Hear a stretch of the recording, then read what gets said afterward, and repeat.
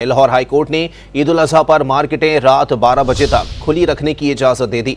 Weekend पर रात 1 बजे तक मार्केटें खुली रहेंगी। मजीद जानते हैं डॉन न्यूज के नुमाइंदे राना बिलाल से। राना बिलाल, अपडेट कीजिएगा। जी, लाहौर हाईकोर्ट ने ईद उल अजहा के मौका पर मार्केटों के औकात-ए-कार जो है वो बढ़ा दिए हैं। अदालत ने मार्केटों को रात 12 बजे तक खुला रखने की इजाजत दे दी है, जबकि वीकेंड पर रात 1 बजे तक मार्केटों को खुला रखने की इजाजत होगी। जो मुर्दा मुर्गियों के हवाले से रिपोर्ट है वो भी पंजाब फूड अथॉरिटी की तरफ से अदालत में पेश की गई और इस रिपोर्ट में ये बताया गया कि टुलिंटन मार्केट से 46,670 किलो मुर्दा मुर्गी जो है वो तलब की गई है। मुर्दा और मुजरे सहित गोश्त बेचने वालों के खिलाफ 94 मुकदमात भी दर्ज किए गए हैं। जो PFA की रिपोर्ट है उसके मुताबिक गोश्त की चेकिंग के लिए रोजाना की बुनियाद पर छापे मारे जा रहे हैं।